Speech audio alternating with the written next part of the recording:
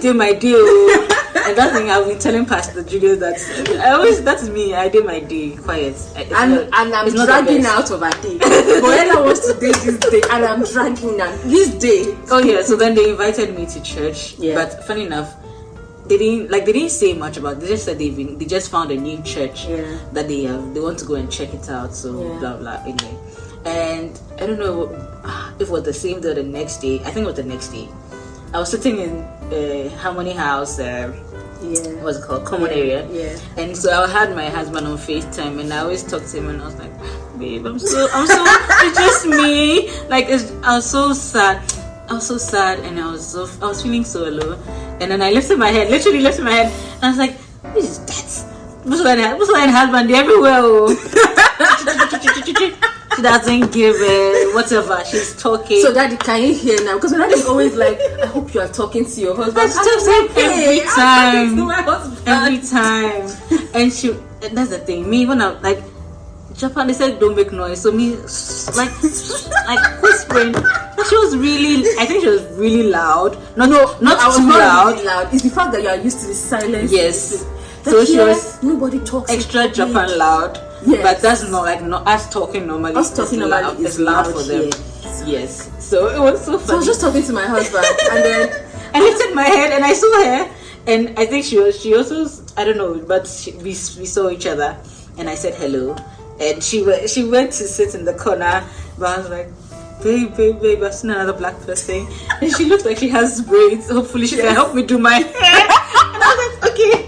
If she can, like, I had a mental checklist. God, please let's not to make it. No, so I think you came to talk to me, or I asked you, but then there was something about. So I came to sit with you. Yeah, and then we talked about this whole something very something. Yeah. And then we started talking, and then you said church, I think. So before I even spoke about church, so when I came to sit with you, I had already I'd finished speaking to my husband, and I was just like, this girl looks like she's new, because you had all those papers in front of you. Because I was you were trying to do a registration for something. I was like, okay, this girl looks like she's new. And I remembered that I think the first week after I came, I met Peter-san. Okay. Peter is from Kenya, and Peter saw me like that as well, in that same spot where you were sitting, and he came to meet me, and he was like, if you need help, I'm here to help. And then he made me trek to Sisenji. That was the time I trekked to Sisenji. And then Peter was like, oh, it's not so far. You know those friends that tell you it's not so far? Please never believe them, because it was so far. Even on bicycle, it's not 30 minutes. So you can imagine. It is a distance. It's a distance from Harmony House to, oh my goodness. I trekked. Sorry. I trekked. And so we went to Sisenji. Thank you. So we trekked to Sisenji. But the fact that I had help, and I saw that you were struggling, I was like, okay, let me reach out to this person. And one of the mantra I have is, the same comfort you have received, comfort others also. So I was deliberate to say, this person is struggling. Let me go and help her. So I just came to sit with you. Hi, my name is Busola. I'm from Nigeria. What's your name? And then we introduced each other. And then I was just like, oh, if you ever need help. And before, now you see Ella is laughing with me now. Ella, very serious. We did her glasses. Very serious. She was like, oh, thank you very much. Very, very serious. Yes. My resting face is not. I'm sorry. My resting face is not the most. Anyway, it's most welcoming. It's it's just serious. Because at some point I was like, hey, me now. I felt like I felt like probably I had disturbed your serious environment. Do you understand? Because even when I came to meet you, you were very serious. Yes. So your mind might have been happy. Yeah, no, not happy, but I did my day now. Let's just put a disclaimer: resting face, serious face.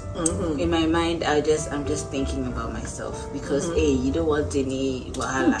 Eland, please. So yes, no, but funny enough, I don't think I was in that much distress, but like you said, you can never tell. Yeah, because you just looked like you needed help. Yeah, because you had like a lot of papers in front of you. You're trying to figure everything out. So, and that was what made me speak to you. Just a thought of just a thought of, oh, this is a new black face, and we're not. It's true, like, and we're not a lot here. Yeah. And I mean, I don't think we're even up to a percentage of the entire university. No. we're not even up to 1% of the entire university. So I was like, this person is new and might need help. So that was why I actually came to say, okay, if you need anything, that's cool. Yeah, reach out to me. And then I now told you, oh, are you a Christian? And what's your name? And you said Ella. So I was like, okay. And you were like, Emanuela. I said, okay, oh, Emanuela. Aburo Jesu. She didn't know Aburo Jesu. No, something about Jesus' younger sister. Emmanuel. Really? No, for me, I say, like, you know how when people are talking and they want to emphasize, they say la. Oh, leave me la. Hey, that's okay. It's a Ghanaian. Oh, please. No, so Emanuela, Emmanuel, God is with us. If you want to emphasize it and say, I like that. So God is with us, la. Oh, really? I like that. Like it's double emphasis on and he said God is with me. I like that. I like that. Okay, so and then I told you about church, and at that time I had sent a mail to Pastor Julius. Okay. Right. That's because I was looking for a church. I just felt like there should be a church community somewhere here. And shout out to Pastor Julius, he's our pastor at Agape House. And just sending that mail, he responded. I think he had traveled or something had happened, so he couldn't respond until much later. So it took almost a month for me to get that response. Really? Yes. And so eventually I told Melita and Melissa. And I think that was the day they met you as well. I told you about it, that I just found a church. So I told them immediately as well that the pastor has responded. So let's go and check out that church and see if it's a place we would like to worship. And we've been worshiping there since then. Yeah. Now it's been a blessing. Yeah, it's been a very huge blessing. It's been the church family is amazing. And I'm meeting Christians from different backgrounds, because we have geographically wise? Hey God, geography wise, grammar. Geography wise, we have Kenyans. Yeah, I know it doesn't sound right. Location wise, physical location wise. We have Kenyans in church, Ghanaians, Indonesians, No, we don't have Malaysians. Filipinos, pastors. Filipinos, Nigerians. Well, Nigerians. There was someone from Singapore, someone from the UK. Yes. Koreans. We've had some Koreans come and go. Yeah. And even those new Koreans that just joined 2 weeks ago as well. Yeah. And then El Salvador. Now we have someone from El Salvador. Claudia. She's from El Salvador. Yeah. So I always think, she's Latin, so my mind is somehow. So just having location-wise different people from different backgrounds, and even spiritual doctrine-wise. Yeah. We have different people from different backgrounds. I'm charismatic. You're charismatic as well. We have Catholics. We have Catholics in church. And so one of my favorite times in church, as much as we make jokes about it, is fellowship time.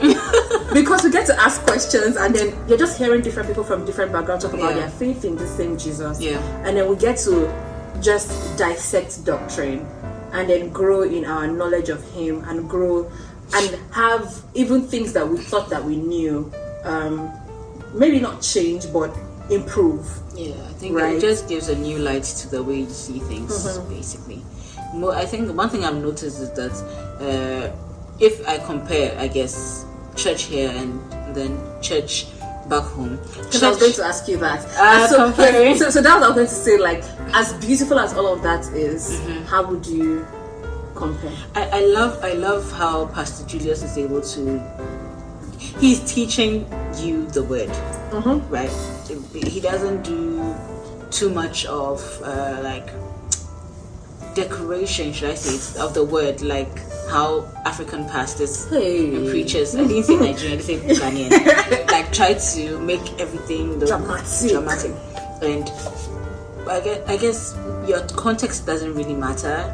The word is the word, right? So whether you are, he doesn't. But I've been meaning to ask. So I was going to ask Pastor one of these days.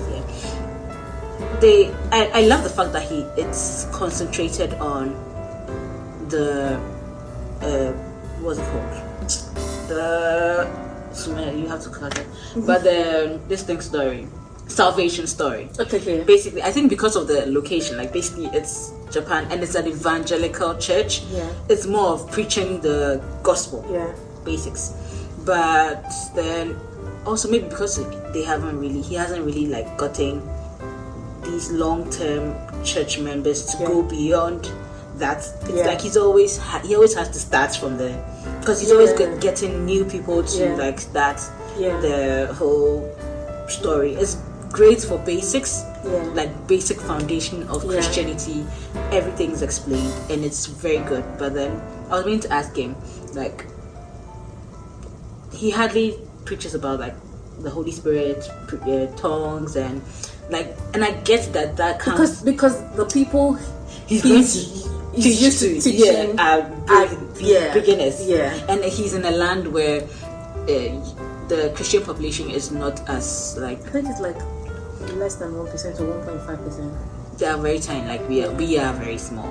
So, and trying to get new people into, those of us who have been in the Christian faith for longer are not like permanent, basically. So we come in and we're going. Sorry. So I think I just want to ask what's his position is on it, because then it's great for basics. Going back to you, like there's certain foundational truths that have been maybe left behind or have been misrepresented or misinformed, like in our African churches. And I feel like there's not balance. Basically, maybe African churches are pushing for one kind of thing, and this is also pushing for the other. But anyway. I mean, that's fair. It would be good to actually hear his thoughts around it. I know that he mentions them. He has never taught on like the Holy Spirit or all of those things. He has, but you can tell that he believes in it. Yes, right. So it would be good to just hear. Okay, for some of us who would like to beyond what you are. Don't do that. No. Like no. Not kaba. Not kaba. No. For people that don't, because people that don't know the meaning of kaba, like it's Ghanaian for like no. So it's not kaba. It's like, who said it's Ghanaian? Is you that kaba is like Hausa also. Like, it's not. Hey, it's you in Ghana that say all these things. Kaba. No. So it's not like that. It's more like how, like, we also want to grow beyond these things you're saying. These things are good. They solidify our foundation, but there should be a place for growth for those who have, because like, you know how he was teaching us on Sunday about maturity, and imagine still giving milk to a 20-year-old. No, but I think it's because then in the end the church, the members of the church are so constantly changing that he always has to go back, because then you see, he even last week he talked about he has to go back and now because we have so many more new people than old people. To be fair to him, and I think that's the place of the Bible study. Which, by the way, next week we have to. No. He said no. I don't know, God. Mercy. He said that he wants to bring it back to campus. Yes. So I have to go to the library next week to book the room. Why can't we have it in church? Because like, I think the issue is here we might have more people. Ella, we're diverting. Sorry. Anyway, that's our personal problem. Okay. So back to what I was saying, like, how is it different? And you had mentioned something about how so let me go from where you had stopped about how yes, we have foundational truths here in our church here. So how do you now, number one, what's the difference? And I like the fact that you mentioned the difference being sometimes we have more sort of at home, right, than here, because here the audience keeps changing, so pastor has to keep going back to foundation, and very good foundation, by the way. But how do you now get more for where you currently are? How do you get more nutrition? And the way I see our Christian growth is like a child growing. So that's why I was saying that, do you still keep giving milk to a 20-year-old? So it's possible that milk is good. I still drink milk, right? However, I eat a bar. So I get you. Are you asking for a personal point of view? Oh, of course, it's your personal point of view. So personally, I haven't stopped listening and partaking in like service back home. So yeah, I think that's very good. So I still join like church service at home, follow up with what's happening and Bible study on the phone, and they have like these WhatsApp Bible groups and discussions, like, and I listen to podcasts.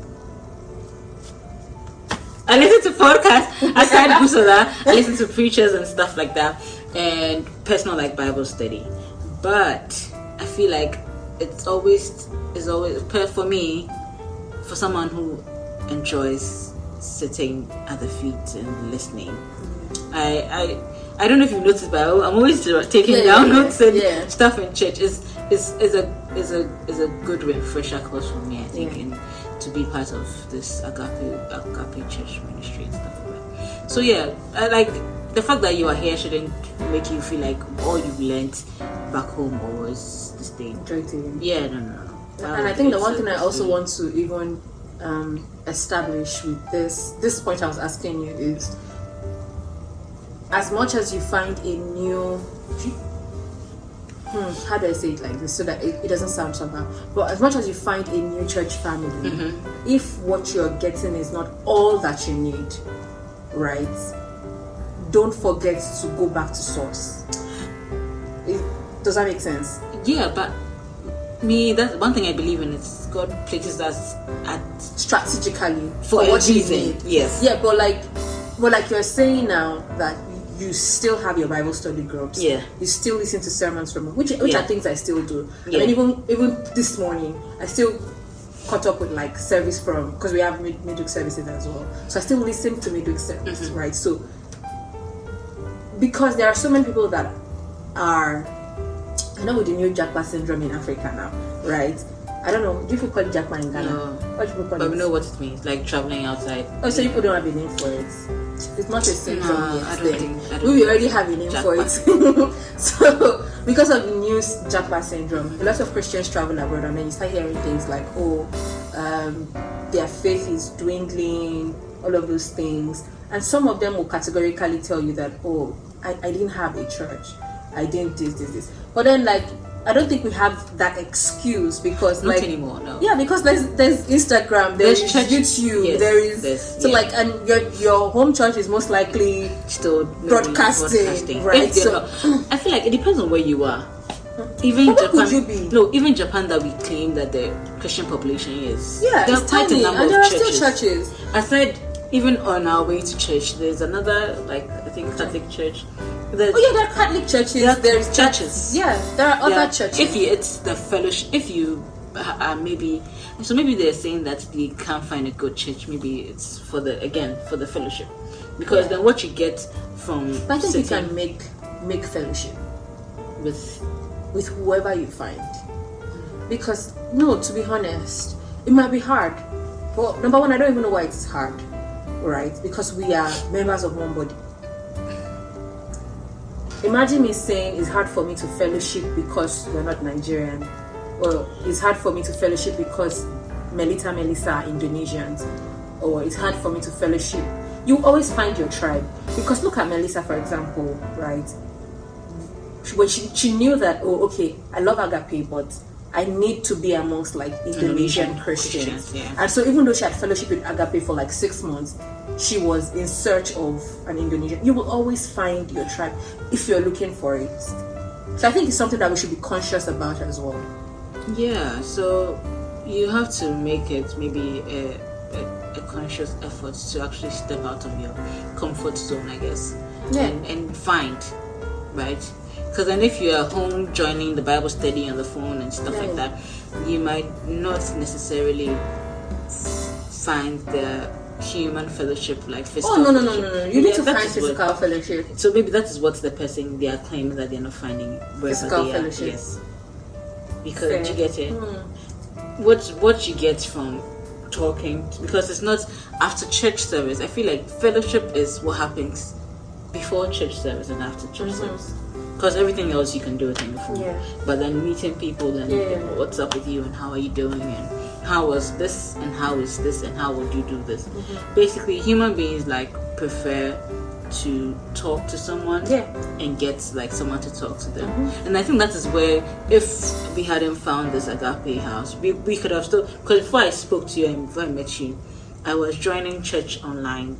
I think I had been in Japan for 3 weeks already, and Even though 1 month. Yes, you came a week before me. So it's doable, but that doesn't. You still miss the human contact and human interaction. So you have to be bold enough to step out of your comfort zone. I think that's it.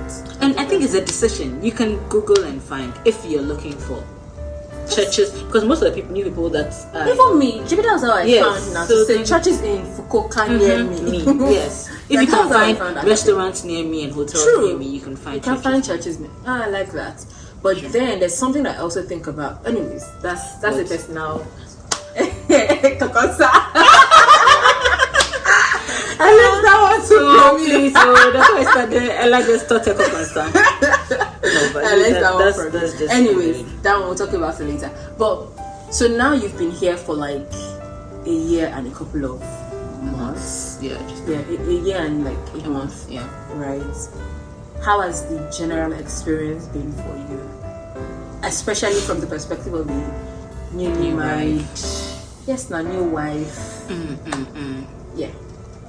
Okay, so you married and left your husband. Let me talk to you like people that were talking to me too. I married and my husband let me go. Hey! That's also another way to look at it, but it's not true. It's not true. Basically, I feel like it was harder. It was harder last year, but then because then we've been able to. Both of us have been able to go home and reconnect with our husbands. It's but before we traveled. Before we traveled, how was that experience for you? Oh God, it was not easy. It was quite tough. Missing out. Did you cry? Oh, I cried. Aww. I cried the day I landed.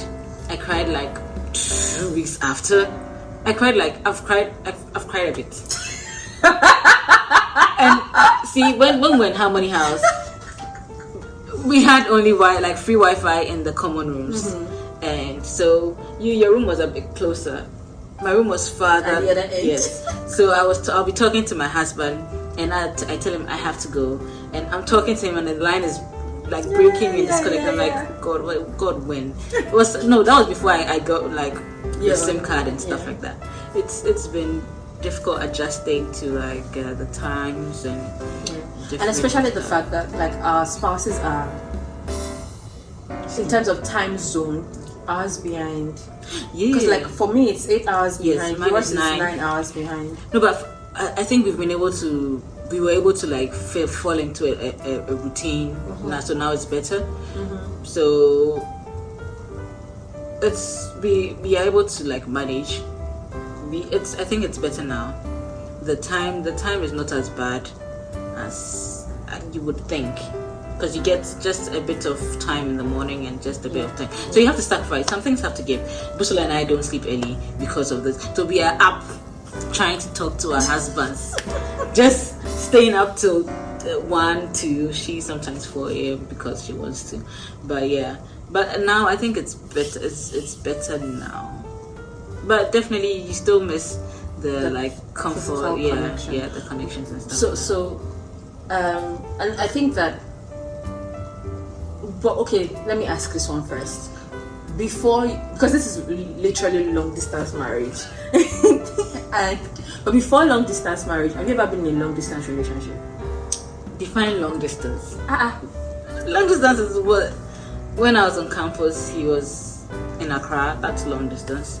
That's okay. It's long. It's like Abuja and Lagos. Okay, that's long distance, right? I think so. Oh yeah. Because you don't get to see each other. Yeah, that's if you want to actually see the person, you have to travel. Yeah. Yes. So yeah. Okay. I think, but the same. Yeah, we're in a long distance. Oh God. So we were in a long distance relationship, I guess, and then now you're not in a long distance. Now we're in a long distance marriage. But then before we had a bit of time in the same location. Yeah. Okay. So would you say that being in a long distance marriage has affected your relationship, and how? Affected.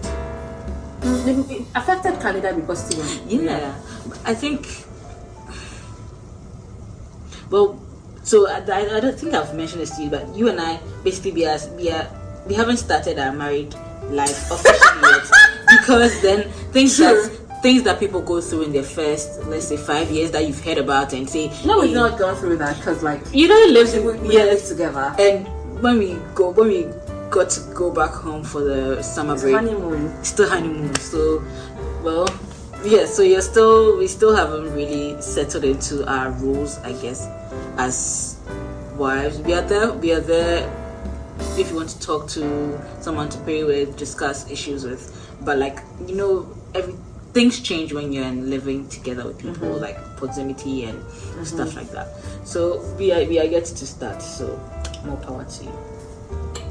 For the people. But okay, even though we're yet to start, do you still think that? Because for me, I would say that, and I say this carefully, right? Because he's watching, right? No, not just because he's watching. Like, for me, I'm careful so that I don't pass the wrong message. Okay. Right. I would say that the past 1 year has been good for us. Yeah. It's because for me and my husband, before we got married, we were living in the same city. So, number one, he's my first relationship. No long distance anything. Okay. Right? So we've always been in the same city. Attend the same church. Well, do you understand? So like, if I need to see you, I see you. We were like, totally understand. We're always everywhere together. We were in school of ministry together. Everything together. Like, we did everything together. Ran our businesses together. Like, you go and sometimes you'll come to pick me up from work, take me to church, drop me off at home. So we're literally tied at the hip, right? And every like literally one side. So we're literally together everywhere. Okay. And then we got married and then moved in together, and then October. Yeah, and then 1 month later I had to come down here. Now, you sometimes would underestimate the power of communication because you are in proximity, right? Because to be fair, because we were everywhere together, we were not talking as much as we talk now. And for me, talking is important. I don't know I know that sometimes it may not make sense, but let me say it like this. Let me see if I can make it make sense. How do I explain this? So I like to gist, right? I like to gist and talk and all of those things. Just talking is important to me. Oh yes. Right? Because of all the love languages, words of affirmation is number one for me. Okay. Right? So talking is very, very important. Right?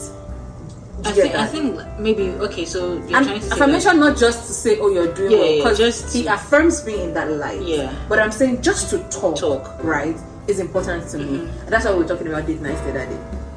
No, so you know what? Anyway, date nights aside. No, not there. Okay. Wait, because you guys were like not together, but you were so close. Like certain things, basically, you don't have to say something because the person was there and he witnessed exactly. So you can't say, "Hey, did you see what happened in church?" Exactly. Because I mean, I wasn't there when it happened. Yeah, I get you. Exactly, because we were doing life together.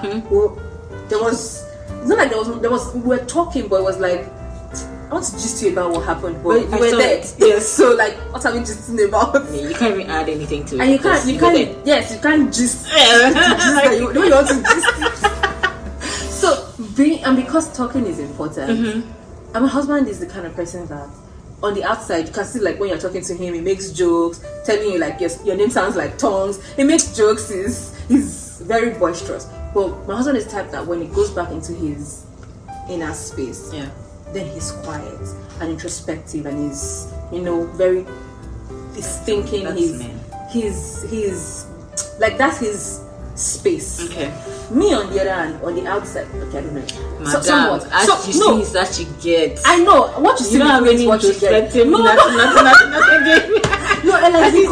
No, Ella, it's because I have taken you as my friend. A lot of people who know me think that I am quiet. I'm telling you the truth. I'm telling you. Please, what do you think? Yeah, please, I'd like to hear. Please, she's not. Not at all. A lot of people on the outside think that I'm quiet. No. I'm telling you. No. You don't know that because you're my friend. No. You see what? No. You see what proximity can cause? No, but I get you. Yeah. So, but on the inside, I'm making all this noise. I feel like it's because it's me and you that we're here.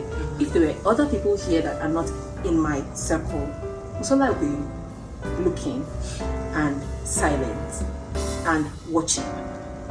Okay. Do you get that? So that's the difference between me and my husband. So when I'm with my person, I'm this person. But when I'm not with my person, I'm quiet. Now my husband is, when he's with his person, it's like, now I can think, now I can be quiet. I mean, I want to play, I want to talk, I want to jig it.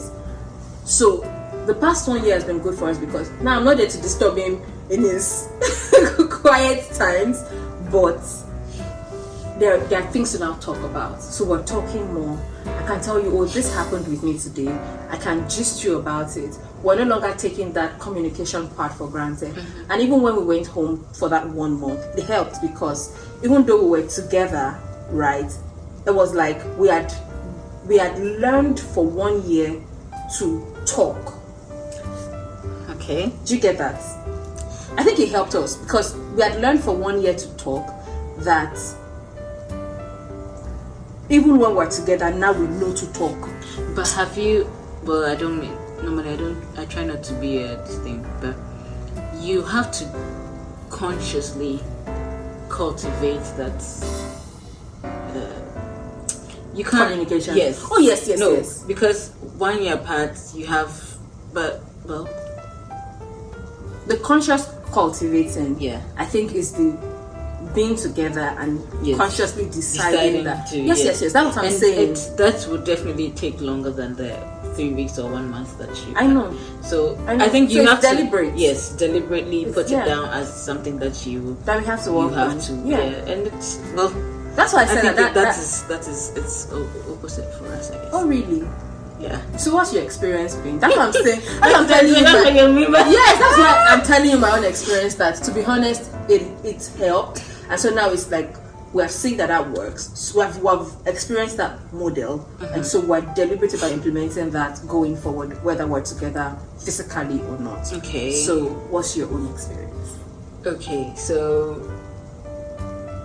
long distance with my husband back at home, and even when we were together, we didn't go to the same church. We didn't even have we had similar friends, but so I used to see my husband maybe once a week, and for me that was like, so if I don't even see him, then I'm like, so you even look for me, blah, blah, blah. Now we get to talk every day. We don't talk as much, we try as chat, keep each other up to dates with things that are going on and stuff like that, but conversation, talking for long, not really. I don't think because so. you're not a chatty person. You think I'm not a chatty person? You're not very chatty. No, but you are though. Am I chatty? You are chatty sometimes. I'll find out. You're chatty sometimes. It depends on what we're talking about, I guess. Yeah. I think so, but so me, I think again, you can exist. Yes, I feel like you can exist completely of my husband? No, in isolation of human beings, which is not a good thing.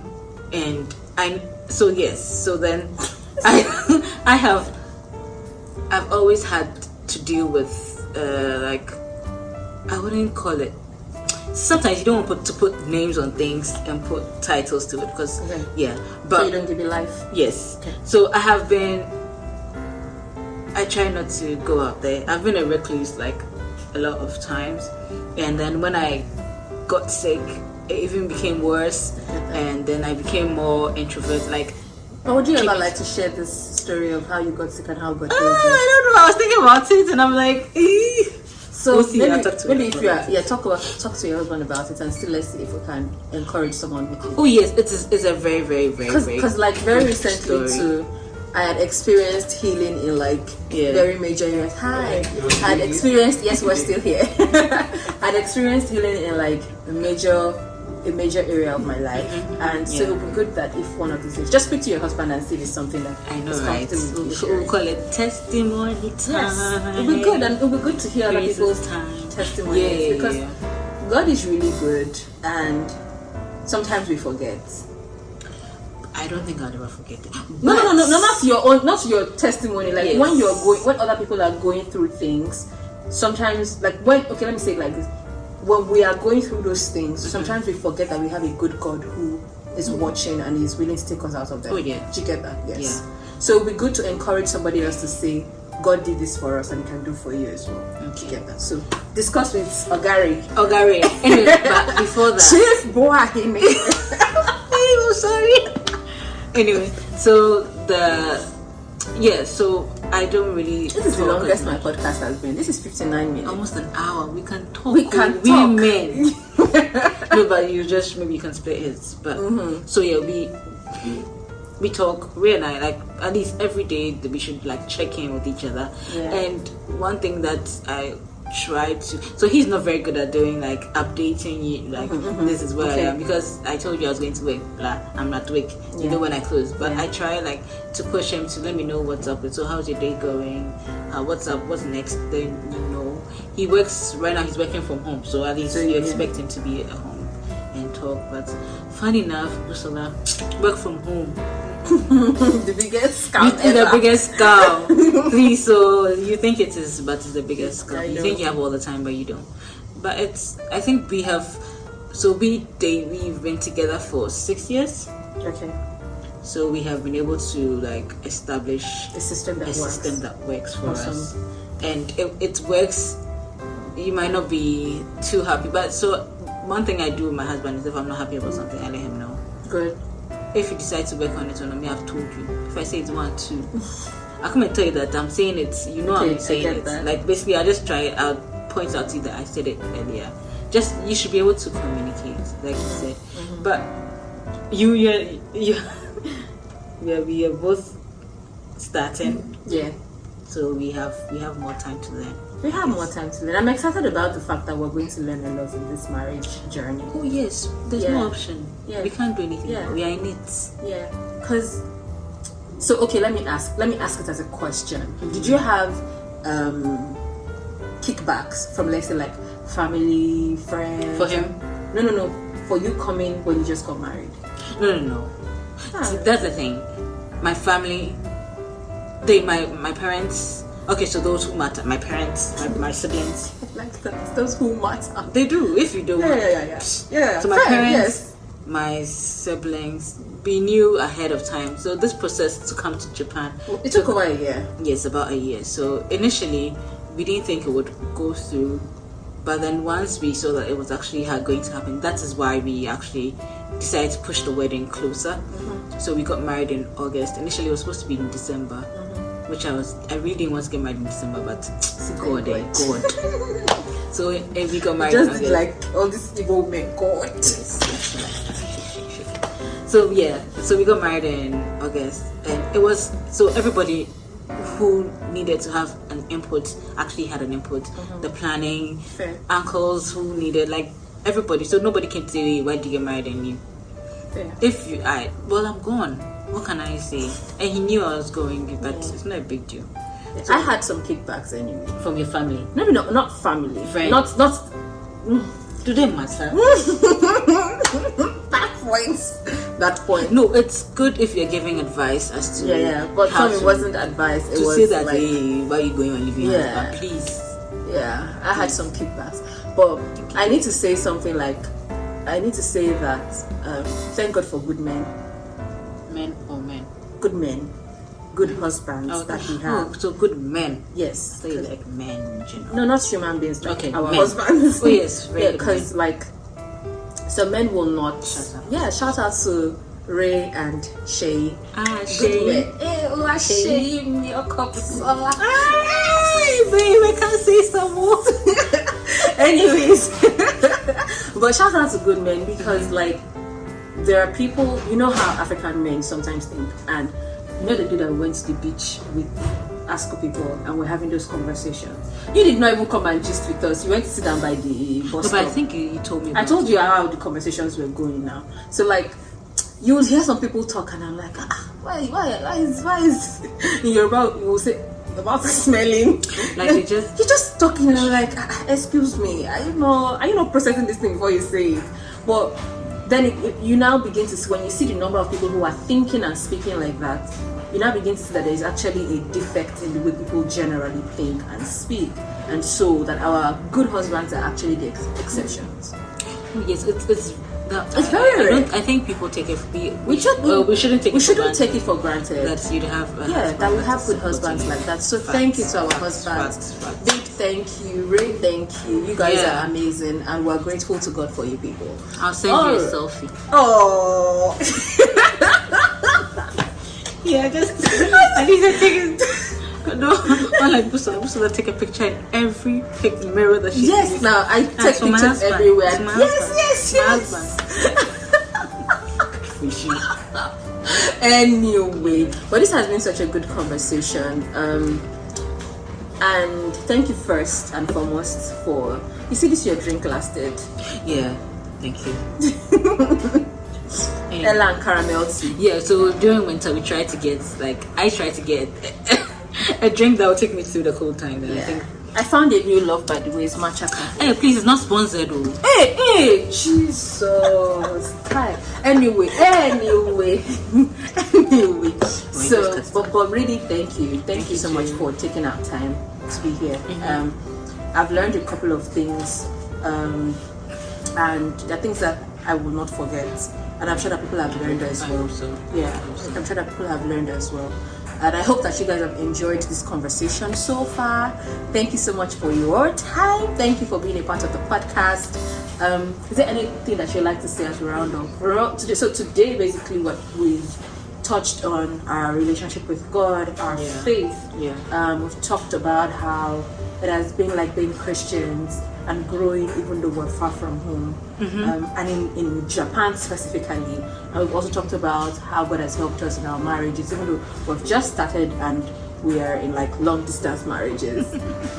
So is there anything that you'd like to say as final words before we close out? And you'll be closing out for us. Okay, so basically I think that everything is, you have to make a conscious decision basically in every sphere basically of what we've talked about. A conscious decision,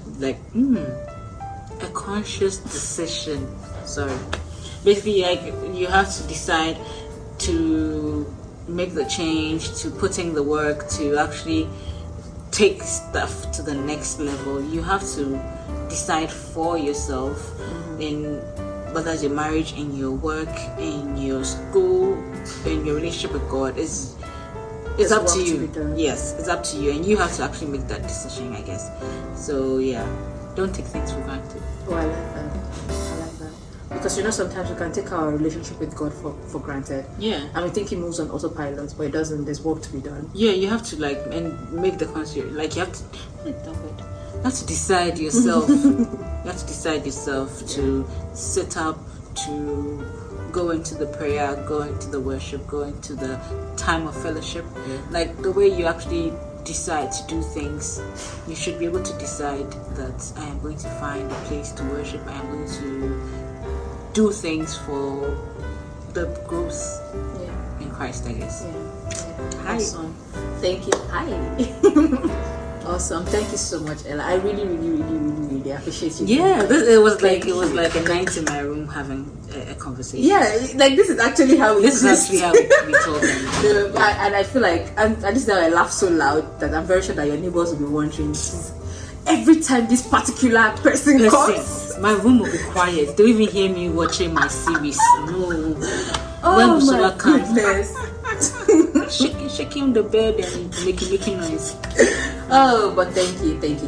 So, sign out for us. Okay, thank you guys for listening, for watching, and hopefully we would see you next week. Please don't forget to like, subscribe, and share. Share it on WhatsApp, on LinkedIn, on wherever LinkedIn? LinkedIn. We can't put. I don't know. Please, so share it everywhere you have people that follow. You don't know where somebody will actually get to listen and get to reach out. Thank you for listening. We love you. Thank you, Ella. Bye.